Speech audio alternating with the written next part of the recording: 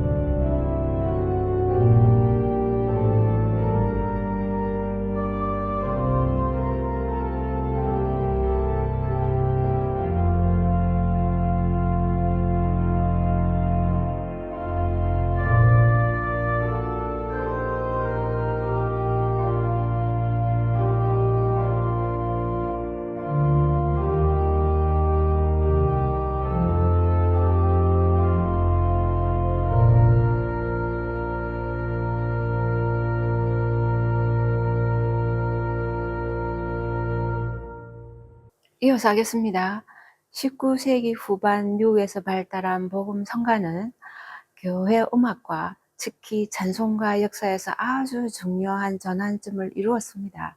그 음악적인 특징에서 대중적인 요소가 들어왔다는 것뿐만 아니라 그 가사의 내용과 또 찬송가의 용도가 아주 다양해졌으면서 또 동시에 그 당시 미국에서 여러 나라로 선교사님들을 파견했었는데요.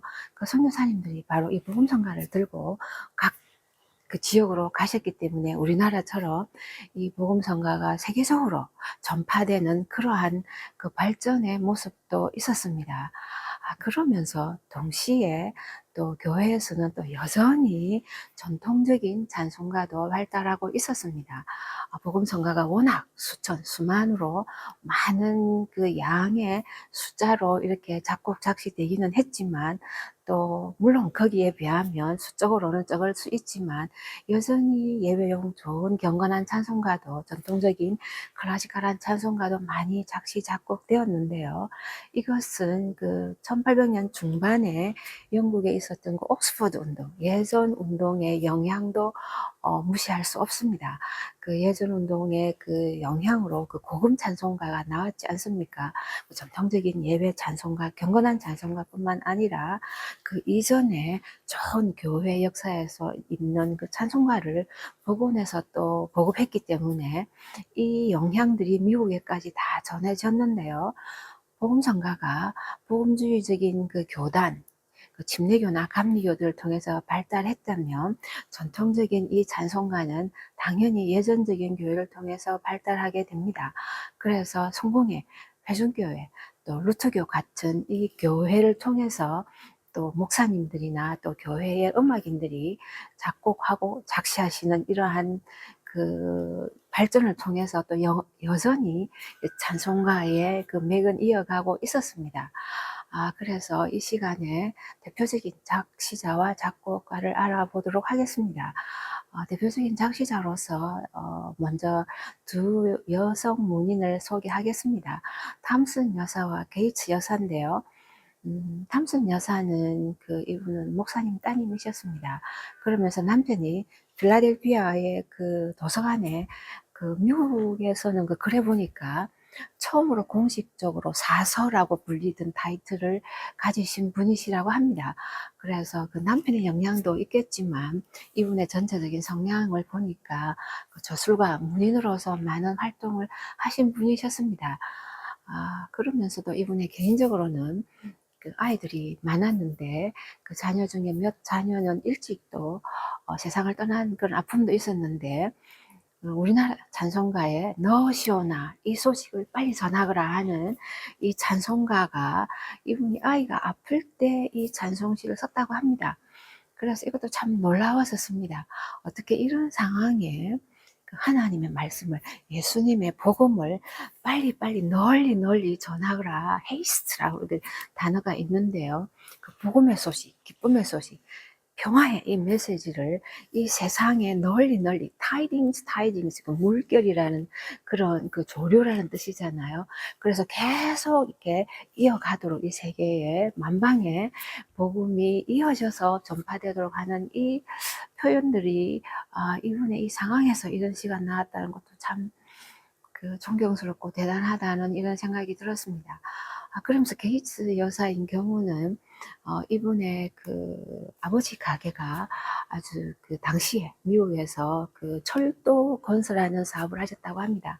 그래서 큰 사업가 집안의 그 딸이셨는데요. 이분은 또 문인으로서 또 결혼한 후에 많은 시들을 쓰면서 이분의 글에 보니까 참 약한 사람들에 대한, 또 기독교인 전체에 대한 그러한 마음들이 많았다고 합니다. 그래서 이분 시에 보면 돌아와 우리 찬송가에 밖을 이렇게 나간, 하나님을 떠난 그 아이여 어서 돌아오십시오. 그래서 자녀라고 이렇게보다도 child, 이렇게 그 영어 제목을 보면 그렇게 되어 있는데요. 집을 나간 그 아이, 이렇게 해서 가사가 되어 있는데, 하나님께서 이 어린 양을, 혹은 어린 자녀들이 이 하나님을 떠난 이 자녀를 돌아오기를 기다리는 강문열한 이 찬송가도 그 여성분의 그 독특한 그러한 어체로 좀 더 다가오는 그런 느낌이 받았습니다. 그러면서 이제 그 목사님들이 주로 소개될 분인데요. 성공의 목사님으로서 로버트 목사님이 계십니다. 이분 경우에는 미국의 독립 그 1876년 100주년을 기념해서 우리 선조들의 하나님 이런 이제 가사를 쓰셨는데요. 예전에는 우리 찬송가에 있었는데 최근에는 발견하지 못했는데 이 찬송가가 미국의 그 국가급에 되는 좋은 찬송가였다고 합니다. 그래서 이 찬송가로 우리 선조들의 하나님 이 찬송가로 아주 많이 알려져 있는 그 성공의 목사님이십니다. 그러면서 그 회중교회 목사님 세 분이 계시는데요. 글래든 목사님이 바로 여러분이 잘 아시는 겸손히 주를 섬길 때 이 가사를 쓰신 분입니다. 저는 이 찬송가를 우리가 성도로서 주님이 주신 이 교회를 헌신적으로 잘 봉사하는 섬기는 이런 가사로만 생각을 했었는데 이분의 그 목회 철학이나 전체적인 그 이분의 생애를 통해서 이 가사와 연관을 해보니까 교회 안뿐만 아니라 교회 밖에 이 세상의 그 세상을 향하는 가사였습니다. 이분을 평하기를 그 당시 미국에서 어떻게 보면 가장 진보적인 목회자 중에 한 분이시다 이렇게 평했었습니다. 그러면서 이반젤리칼 리브랄 이렇게 불렀는데요. 복음주의적인 진보 성향의 목사님 이런 뜻이겠죠. 그래서 이분의 그 목회 철학은 하나님의 말씀을 하나님의 나라를 이 땅에 하나님 나라가 중국만 있는 게 아니라 이 땅에서 실현되게 이분의 노력이 바로 이분의 철학이었다고 합니다. 그래서 사회적인 그 현상에 대해서 아주 적극적으로 동참하셨다고 합니다. 그래서 노동자를 위한 그 보호 유니언 이런 조합들에도 찬성하시고 늘 적극적으로 참여하시고 인종차별을 절대로 이분은 못하게 그 성도님들에게 엄격하게 가르치셨다고 합니다. 그래서 이 사회에서 낮은 자세, lowly path 이랬는데요. 그냥 하나님 섬기는 데서 겸손 정도가 아니라 이 땅에서 낮은 자의 길을 걸어가서 이 세상에 필요한 사람들에게 빛이 되고 모험이 되고 도와주고 섬겨라 하는 그런 가사였습니다. 그래서 우리가 그 길을 걷다 보면 힘든 것도 있고 당연히 그렇지만 주님께서 우리와 함께 하셔서 이 길을 갈 수 있다 하는 이런 이분의 전체 목회 철학과 연관돼서 가사를 보니까 좀 다른 그런 느낌이 들었습니다. 그러면서 셔틀리프 목사님 계신데요. 이분은 또 좀 특이한 분입니다. 이 회중교회 이분이 그 대학교를 졸업하면서 이분 동료들에게 졸업식 때 축시 혹은 격려시를 이분이 썼다고 합니다. 그 시가 바로 이터널 킹, 영원하신 하나님이여 우리를 인도하십시오. 리드 온 이터널 킹 이렇게 되어 있는데요. 킹 오브 이터널 이렇게 이제 그 원시대로는 그렇네요. 이제 대학을 졸업하는 마당에 영원하신 왕이시여 하나님이시여 우리를 인도해 주십시오. 이분의 시에 보면은 절마다 시작할 때마다 lead on King of Eternal 이렇게 얘기를 합니다. God of Eternal 영원하신 하나님 영원하신 왕이시여 우리를 인도하십시오. 이렇게 이제 그 전쟁터로 나갑니다. 이분이 이렇게 얘기를 했거든요. 이것도 특이한 것이었습니다. 이제 학교에서 이렇게 잘 배우고 이제는 전쟁터 같은 이 삶의 현장으로 나가는데 우리를 이끌어 주십시오 이렇게 했습니다.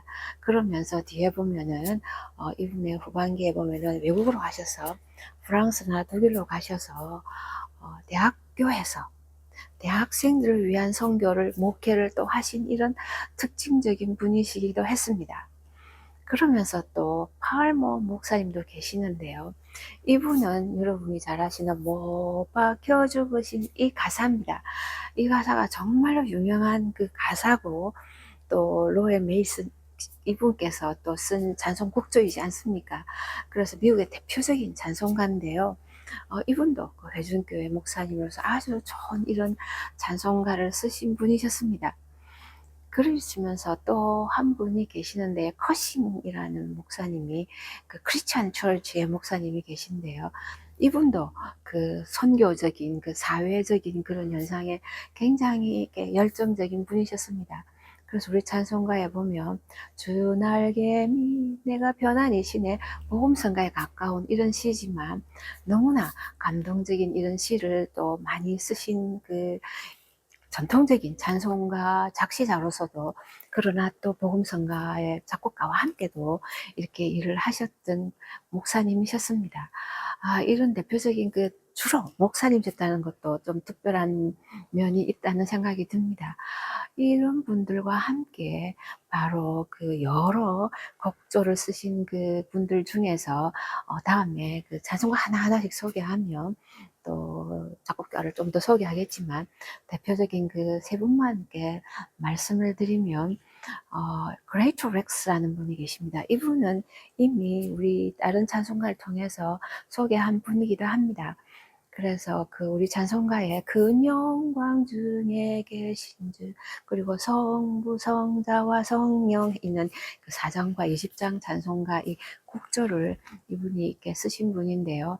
교회 오르가니스트면서 또 교회의 많은 찬송가 뿐만 아니라 시편, 그리고 성가대 곡들까지 이렇게 작곡하셔서 이렇게 콜렉션스 이렇게 해서 중요한 이분의 악보집이 있습니다. 그러면서 순델이라는 분인데요.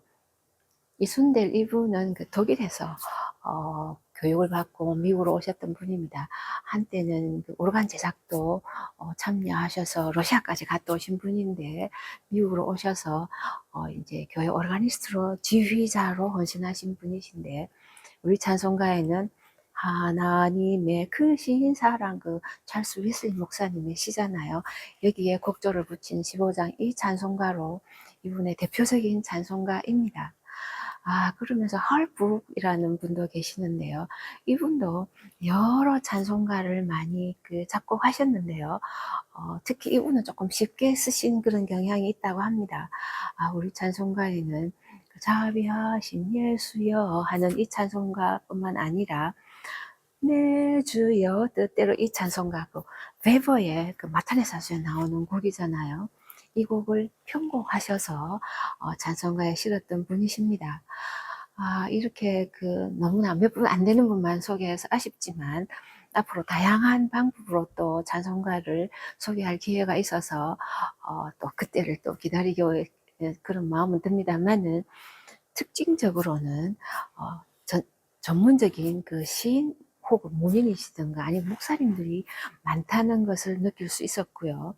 작곡가의 경우는 전문적인 교회 음악인들, 지휘자 혹은 오르가니스트 이런 분들이 대부분이시다 하는 느낌을 받았습니다. 복음성가의 경우는 누구나 할 수 있었기 때문에 평신도가 주를 이루었죠. 그러면서 오르가니스트도 있었지만 오히려 성악가가 많았습니다. 찬양 리더, 찬양 인도자들이 많았었는데, 이렇게 전통적인 찬송가의 맥을 잇고 있는 분들은 여전히 교회 전문 음악인들이나 혹은 성직자들인 경우가 많다는 그런 특징이 있는데요. 어느 쪽이 더 좋다, 나쁘다를 떠나서, 더 우수하다를 떠나서 제가 보는 견해는 다양한 찬송가, 성도님들에게 다양한 각도, 다양한 방법으로 접근할 수 있고, 또 우리가 다양한 용도로 찬양을 할 수 있다는 면에서는 너무나 좋은 점이라고 생각합니다. 하나님의 성도는, 하나님의 일꾼은 하나님께서 원하시는 일은 이 세상의 모든 곳에 펼쳐져 있다고 생각합니다. 그렇다면 예배뿐만 아니라 다양한 장소, 다양한 일로 하나님을 섬긴다면 다양한 음악들이, 교회 음악이 필요하겠죠. 앞으로 또 교회 음악에 이 19세기 후반에 미국의 전문적인 또 예술성이 있는 음악을 비롯해서 다양한 음악들을 또 알아보도록 하겠습니다. 다음 시간 뵙겠습니다.